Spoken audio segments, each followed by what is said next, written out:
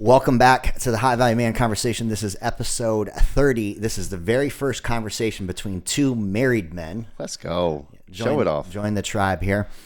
And today's conversation is all about the 4 disciplines that build a high value marriage. Which we all want, a high value marriage. And so this is for anyone out there, regardless if you're dating, engaged, newly married like you guys are, a little bit further down the road with kiddos, or even if you're an empty nester, right? So marriage requires from us a consistent awareness, recalibration, and massive effort.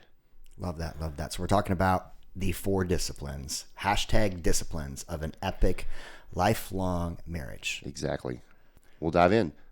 First thing we've got to have as men and as leaders of our family, and we talk about it all the time, Aaron, is vision. Vision. So this is discipline number 1. Begin with the end in mind. Have vision. Have vision for not only your personal life, your fitness, your faith, your finances, but now your family. Vision. Without vision, people perish. And you are now responsible in this new season. I'm talking to myself here. In this new season for not only yourself, but also for your partner and your future kids. Yes. And a man with no plan is a man that's committed to fail. And so when you take the seat as the leader of a family, like you have, it is complete. At this point, you now answer for you and Stella. Yep. If you were to die today, even though you're a few days in, God's going to look to you because you're now the leader of this new tribe. Yep.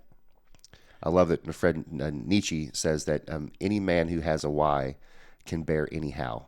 And so when it comes down to disciplines, men so often struggle with the discipline because it requires the killing of one part of yourself so that another part of yourself can be bred and live and foster well. That's good. And so we have to have a powerful why, because we're going to come across many, many reasons why not to see things through, reasons to quit, reasons to give up, or reasons just not to push and press. And so if you have a powerful enough why through your vision, then you'll never lose sight on where you're attempting to take your family. That's good. So discipline number 1 is vision. Begin with the end in mind. What do you want? Focus on the things that you want, not what you don't want, but have one clear for your fitness. You don't just wake up in the morning with abs, arms, and a nice ass. Like, you got to put the work in. And so the same way that discipline shows up in your fitness, you have to put discipline into your marriage, your family, your future, your legacy. That means you have to plan and prepare. I love that. When I created a vision for my family, and Brittany and I revisit that frequently, once at the beginning of every year and then quarterly, because there are fluid goals that have to happen within that. We started with a 10-year. So whether you're in year 1 or you're in year 55, right? I want you to have a 10-year vision of where your family and your marriage can and will be. If you can imagine it, then you can accomplish it. That's good. So then work backwards. If you have a 10-year, then work on a 5-year. Once you have a 5-year, work on a 3-year. Once you have a 3-year, work on a 1-year.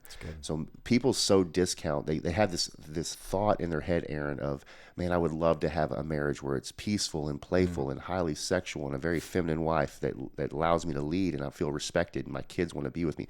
All these things we can vision and imagine, but because of where they are today, they have no idea how they're going to get there or if it's even possible. Sure. So many people will discount what they can accomplish in just 1 year, right? So if you see 10 years down the road and can work yourself backwards down to 1 year, you make it more bite-sized. Yeah. And so quit discounting what you can accomplish, not just in a year, but what you can accomplish in a month, what you can accomplish in a week, and gives you an idea and a tangible work that you can accomplish day to day.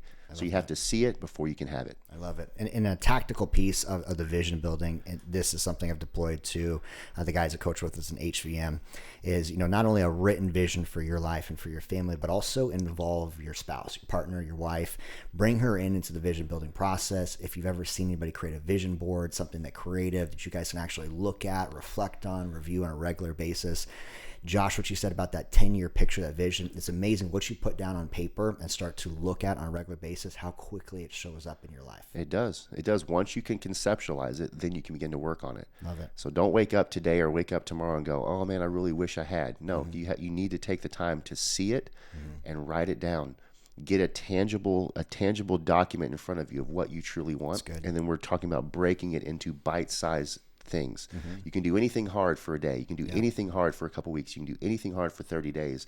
And if you can focus even just 30 days at a time and start to do those things with your discipline and consistency in time, like Aaron's talking about, you'll fast forward several years down the road and you'll be blown away that you became a 10-year overnight success. Yeah, so good, so good.